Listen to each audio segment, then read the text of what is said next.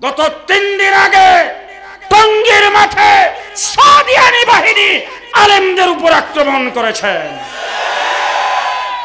তারাও আওয়ামী পরাজিত শক্তির দূষর, তারাও আওয়ামী পরাজিত শক্তির দূষর। সুতরাং গত পরশুদিন আমাদের মিটিংয়ে, না গতকাল মিটিংয়ে স্বরাষ্ট্র উপদেষ্টা এবং 7 জন উপদেষ্টা ছিল, সেখানে পরিষ্কার বলে আসছি, বাংলাদেশে যেই সন্ত্রাসের দায়ে ছাত্রলীগকে নিষিদ্ধ করা হয়েছে, সেই সন্ত্রাসের দায়ে সাদিয়ানীদেরকেও নিষিদ্ধ ঘোষণা করতে হবে।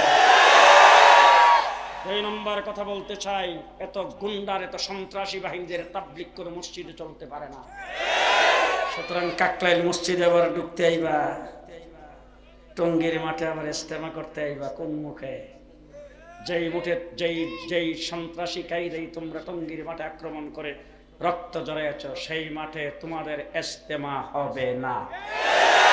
আপনারা রাজি না? রাজি আছেন তো? রাজি আছেন তো? যদি ইস্তেমা করার কোনো পায়তারা করে আর কোনো বিষয়ে আপনাদেরকে যদি ডাক দেওয়া হয়, আমাকে বলতো তুই পাকিস্তানি রাজাকার, তোর হাফিজ জুজুর ছিল পাকিস্তানি রাজাকার, তোর আল্লামা শামসুল হক ফরিদপুরি ছিল পাকিস্তানি রাজাকার, তোর মুফতি আমিনী ছিল পাকিস্তানি রাজাকার, তোর ইমুক আলম ছিল পাকিস্তানি রাজাকার, তোর শাইখুল হাদিস ছিল পাকিস্তানি রাজাকার, আরে তোর আহমদ শফি পাকিস্তানি রাজাকার। আলিম উলামায়ে কেরামের নাম ধরে ধরে আমাদেরকে পাকিস্তানি রাজাকার বলেছে, রাজাকার বলে, দেশদ্রোহী বলে, এবং আমরা দেশপ্রেমিক না, আমরা স্বাধীনতার শত্রু বলে আমাদেরকে গালিগালাজ করেছে। আজকে জিজ্ঞাসা করতে চাই, তোমরা যারা আমাদেরকে স্বাধীনতা বিরোধী বলেছো, পাকিস্তানের দালাল বলেছো, আর পাকিস্তানি রাজাকার বলেছো, আজকে তোমরা গেলা কোথায়? বক্তৃতার মধ্যে তোমরা বলতা পালাবো না, এখন কোথায়? এখন কোথায়? পরিষ্কার ভাষায় বলছি, আমরা আলেম উলামায়ে কেরামকেও পাকিস্তানের দালাল নয়, আমরা পাকিস্তানি রাজাকার নয়, তোমরা সবাই ইন্ডিয়ান রাজাকার, ইন্ডিয়ান রাজাকার।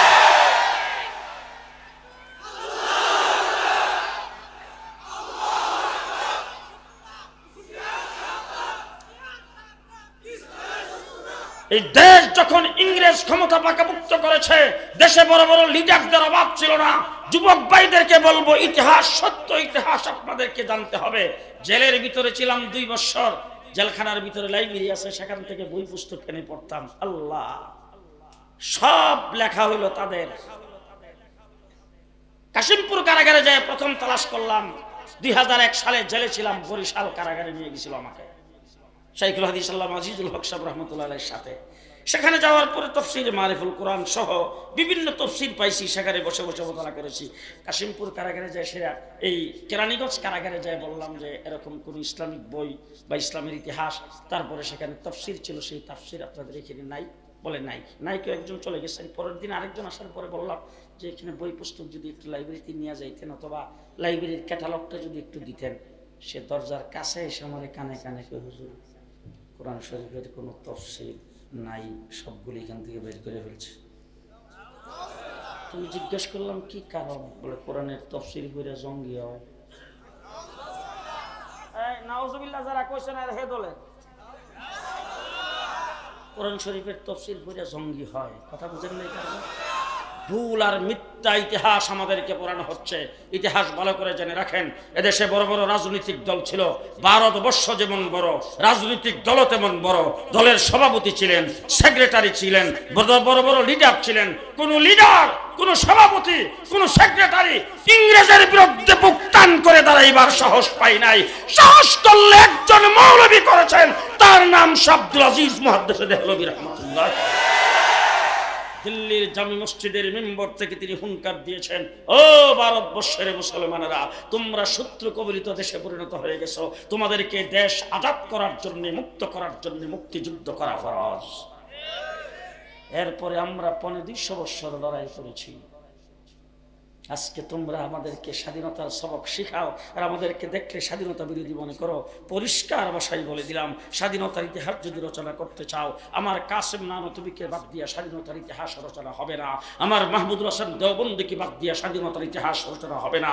কাসেম নানতুবি রহমতুল্লাহ আলাইহি যদি শামিলির যুদ্ধে সেনাপতি না হতেন, আজাদী আন্দোলন যদি না করতেন, তার সুযোগ্য ছাত্র মাহমুদুল হাসান দেওবন্দী রেশমি রোমান আন্দোলন যদি না করতেন, মালটার জেলখানার ভিতরে যদি নির্যাতিত না হতেন, হুসাইন আহমদ মাদানী 144 দ্বারা ভঙ্গ করে যদি করাচিতে বক্তব্য না রাখতেন, দেশ স্বাধীন হতো না।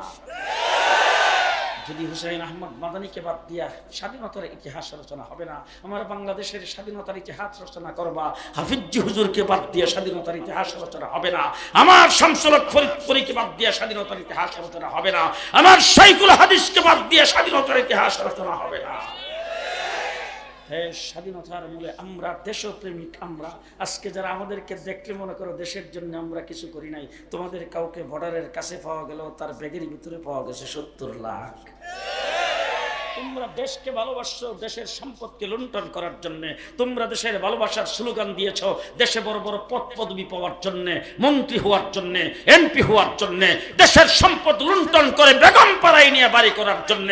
আর আমরা দেশকে ভালোবাসছি হুব্বুল ওয়াতানি মিনাল ঈমান হিসাবে। আমরা দেশকে ভালোবাসি ঈমানের অঙ্গ হিসাবে। ঠিক না বে ঠিক? আজকে যদি দেশের উপর কোথাও থেকে আক্রমণ আসে, আর আক্রমণ যে করবেন তাদের তো বুঝাই গেছে। আমার বিজয় দিবসের দিন মিস্টার মোদি সাহেব কি বক্তব্য দিয়েছেন? এটা হিন্দুস্তানের বিজয়। মোদি সাহেব টের পান না, একটু আফগানিস্তানের দিকে তাকান। বিশ্বের সবচাইতে বড় সুপ্রিম পাওয়ার আমেরিকাকে যারা ফেম্পাস করে ছেড়ে দিয়েছেন, আপনি বাংলাদেশের দিকে তাকাইতে আগে দুটি সামলান, তারপরে তার তাকান। দেশ মুসলমানের দেশ। মিস্টার মোদি সাহেব, আপনার দেশ বড়, আপনার জনবল বড়, আপনার সোলজার বেশি, আপনার সেনাবাহিনী বেশি, আপনার এখানে সৈন্য সামন্ত বেশি, আপনার অস্ত্র শস্ত্র বেশি, শক্তি বেশি। আমরা একজন মুসলমান, আপনার শক্তি দেখার টাইম নাই। আপনার শক্তি দেখার টাইম আমাদের নাই। 1000-এর বাহিনী নিয়ে আবু জেহেল যুদ্ধ করতে আসছে মদিনাতে আক্রমণ করার জন্য আসছে। রাসূল বদরের প্রান্তরে গেছে, অস্ত্র কি আছে না আছে হীরা দেখার টাইম নাই। আমরা সেই মুসলমান। ঠিক না ঠিক? ঠিক না ঠিক? ভারতের জন্য যুদ্ধ করেছি আমরা, রক্ত আমরা দিয়েছি। আমরা এই দেশের জন্য রক্ত দিয়ে 3.5 লক্ষ আলেমকে পানিতে ডুবাইয়া আগুনে পুড়াইয়া ফাঁসির কাস্টে ঝুলাইয়া মারা হয়েছে। ঢাকার ভিক্টোরিয়া পার্কের থেকে সেই আরিচা রুট হয়ে, বাংলা রুট হয়ে সোজা দিল্লি চাঁদনি চক পর্যন্ত রাস্তার 2 ধারের এমন কোনো গাছ ছিল না যেই গাছের ডালায় আলেমদের লাশ মাসের পর মাস না ঝুলে রয়েছে। এরপরে দেশ স্বাধীন হয়েছে 1947-এ। কততে?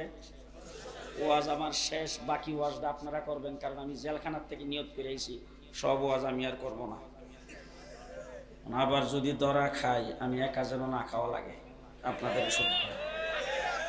বাকি ওয়াজটা আপনারা করবেন। 1947 সনে আমরা স্বাধীনতা অর্জন করেছিলাম। আমাদের দেশের ভাষা কি? আমরা জাতে বাঙালি, আমরা বাঙালি, আমাদের ভাষা বাংলা। এবার বলেন তো কলিকাতার ভাষা কি? তারা কি? বাঙালি। তারাও বাঙালি, আমরাও বাঙালি। তাদের ভাষাও বাংলা, আমাদের ভাষাও বাংলা। তসলিমা নাসরিন বলেছিল এপার বাংলা ওপার বাংলা, তাহলে এই পারও বাংলা ওই পারও বাংলা, কলিকাতাও বাংলা আমরাও বাংলা, তাদের ভাষাও বাংলা আমাদের ভাষাও বাংলা। তাইলে দেশটা দ্বিজাতি তত্ত্বের ভিত্তিতে 2 ভাগে স্বাধীন হয়েছে। একটা হলো পাকিস্তান, আরেকটা হলো হিন্দুস্তান। তারা বাংলা ভাষাভাষী, তারা কেন হিন্দুস্তান হলেন আর আমরা কেন পাকিস্তানের অংশ হলাম? এই উত্তরটা দিবেন, ওয়াজ শেষ। আমরা কেন পাকিস্তানের অংশ হয়েছিলাম বলেন? এই উত্তর দিলে কাওয়া কাদেররে ভালো করে বুঝে আসবে। এই উত্তর দিলেই শেখ হাসিনাকে বুঝে আসবে। এই উত্তরটা দিলেই পরাজিত শক্তিকে বুঝে আসবে কেন আমরা পাকিস্তানের অংশ। আমরা কেন পূর্ব পাকিস্তান ছিলাম বলেন?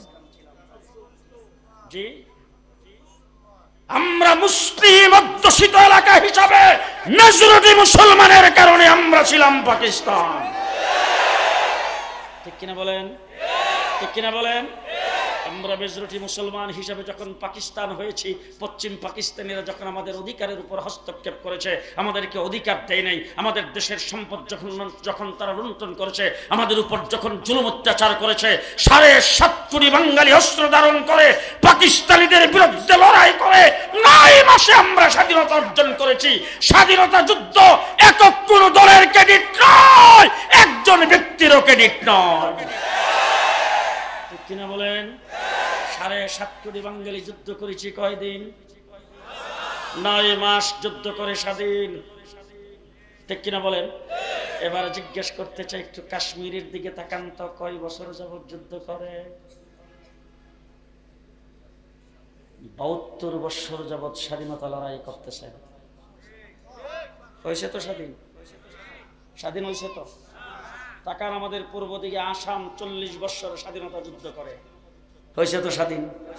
ত্রিপুরার দিকে তাকান, 40 বছর যাবত স্বাধীনতার স্লোগান দিচ্ছে, হয়েছে কিনা স্বাধীন? হয়েছে কিনা স্বাধীন?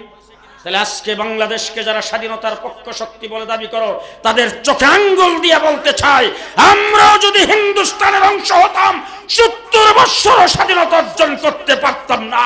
পাকিস্তানের অংশ হিসেবে, মুসলমান হিসেবে আমরা 71 মাস লড়াই করে স্বাধীনতা অর্জন করেছি। স্বাধীনতার মূলে কি? স্বাধীনতার মূলে, স্বাধীনতার মূলে ইসলাম। মনে থাকবে তো? ইসলাম মনে থাকবে তো? মনে থাকবে তো? এবার জিজ্ঞেস করতে চাই, আমরা সবাই মুসলমান তো? আচ্ছা, কতক্ষণ পর্যন্ত মুসলমান হিসাবে থাকবেন? ভালো করে বুঝে শুনে উত্তর দিন, বুঝে শুনে উত্তর দিন। একটা ওয়াজ কিন্তু আমিও সব জায়গায় করি, আমাদের হুজুররাও সব জায়গায় করে। আমার এই দেশ, আমার এই দেশ শাহজালালের দেশ, আমার এই দেশ শাহপরানের দেশ, আমার এই দেশ খান জাহান আলীর দেশ, আমার দেশের মাটির নিচে ওলি আব্দুল গাউস কুতুব শুয়ে আছেন। ওয়াজ করি না আমরা? এবার আমি জিজ্ঞেস করতে চাই, আমার দেশের মাটির নিচে ওলি আব্দুল গাউস কুতুব শুয়ে আছেন, এই জন্য আমার দেশের মাটি এত পবিত্র, এইখানে কেউ আইসা নাক গলাইতে পারবে না। আমি জিজ্ঞেস করতে চাই, ফিলিস্তিন কাদের দেশ? কমপক্ষে 70,000 নবীর জন্মভূমি ফিলিস্তিন। হাজার হাজার নবী ফিলিস্তিনের মাটির নিচে শুয়ে আছে, সেখানে টনের টন বোম ফুটতেছে, সেখানকার মা বোন ছোট বাচ্চা পর্যন্ত নিরাপদ নয়। তাহলে আল্লাহ না করুক, আল্লাহ না করুক, আল্লাহ না করুক, আমার দেশটা যদি সিরিয়ার মতো হয়, ফিলিস্তিনের মতো হয়, আমার দেশে যদি কোনো পরাজিত শক্তি, আমার দেশে যদি কোনো বাতিল শক্তি আমার দেশটা যদি কব্জা করে ফেলে, আমার স্বাধীনতার উপর যদি আঘাত আসে, আর আপনি আমার সামনে দাঁড়ায় যদি কোনো ব্যক্তি রাইফেল আর বন্দুকের গুলি তাক করে বলে ইসলাম সত্য হবে, তখন কি বুক টান করে বলতে পারবেন কেল্লা কাটায় দেব, ইসলাম দেব না? পারবেন? পারবেন? পারবেন? পারবেন?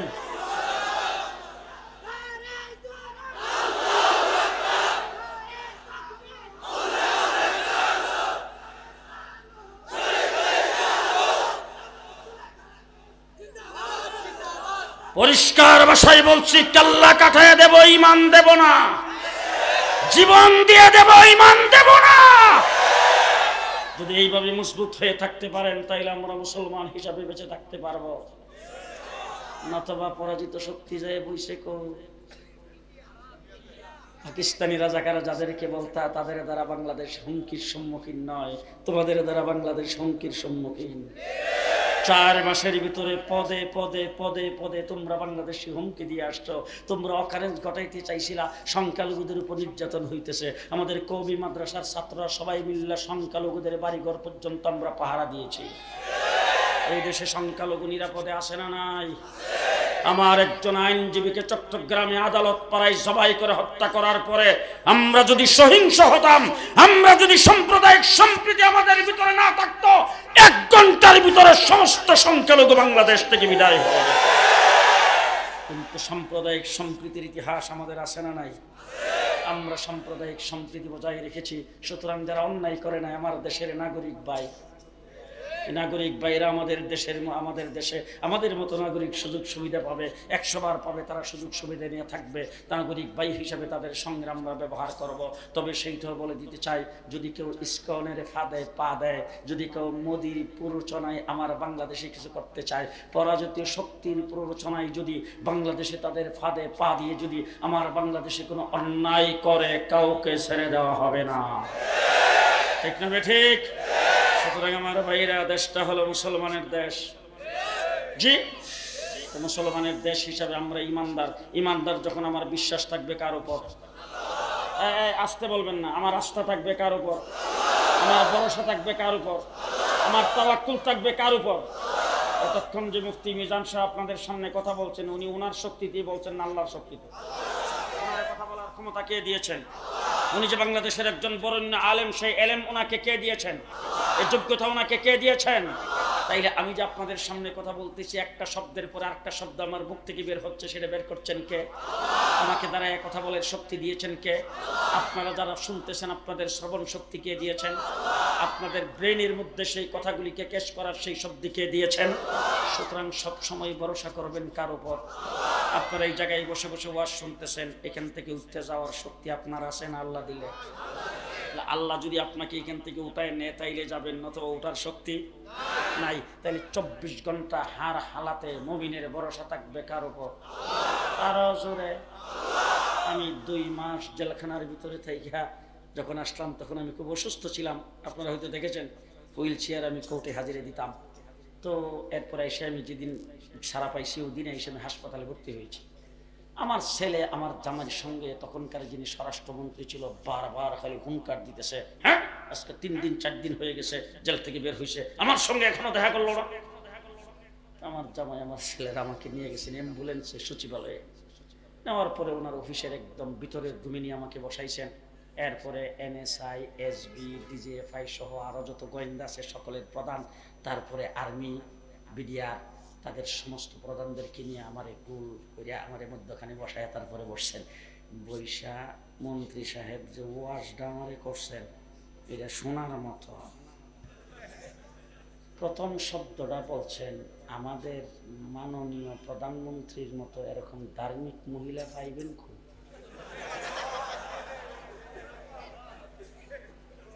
2 নম্বর হইল, দেখছেন ওনার ব্লাউজ, এতটুকু পর্যন্ত ব্লাউজের হাতা, মাথার কাপড় কোনোদিন ফালায় না, 5 ওয়াক্ত নামাজ টাইম মতো পড়ে, নামাজ না পড়ে কোনো কাজ করে না, শেষ রাত্রে তাহাজ্জুদ কোনোদিন মিস নাই, ফজরের নামাজের পরে কোরআন তেলাওয়াত না করে কোনো কামই করে না। গণভবন দখল করার পরে মদের বোতল ঠিকই পাওয়া গেছে, কোরআন শরীফও পাওয়া যায় নাই নামাজের সময়। আমি জিজ্ঞেস করতে চাই, যিনি 5 ওয়াক্ত নামাজ পড়েন, যিনি এত ধার্মিক, তিনি ক্ষমতায় আসার পরে সংবিধান থেকে আল্লাহর নাম বাতিল করে দিয়েছেন, বিসমিল্লাহকে সংবিধান থেকে উঠিয়ে দিয়েছেন। জি, এরপর থেকে আমার কেন জানি কোরআন শরীফের একটা আয়াত খালি মনে হইতেছে, ওয়াবিনান নাসি মান ইয়াকুলু আমান্না বিল্লাহ ওয়া বিল ইয়াউমিল আখির। আচ্ছা, যারা আল্লাহর উপর ঈমান আনছে, যারা আখিরাতের উপর ঈমান আনছে, তাদেরকে কি কর? তারা মুমিন না? আমরা আল্লাহর উপর ঈমান আনছি না? আখিরাতের উপর ঈমান আনছি না? তা আখিরাতের উপর এবং আল্লাহর উপর ঈমান আনলেই তো আমরা মুমিন, কথা কয় না? আমার আল্লাহ পাক দেখেন সার্টিফিকেটটা কি দেয়, ওয়ামা হুম বিমুমিনিন। আল্লাহ কো তারা মুমিন না, আল্লাহ কো তারা মুমিন না। বলে কেন মুমিন না? ইউখাদিউন আল্লাহ ওয়াল্লাযিনা আমানু। বলে তারা মুমিন হওয়ার নামে আল্লাহর উপর ঈমান আর আখিরাতের উপর ঈমানের কথা বইলা আল্লাহরও ধোঁকা দিছে, মুমিনদেরও ধোঁকা দিছে। 17টা বছর পর্যন্ত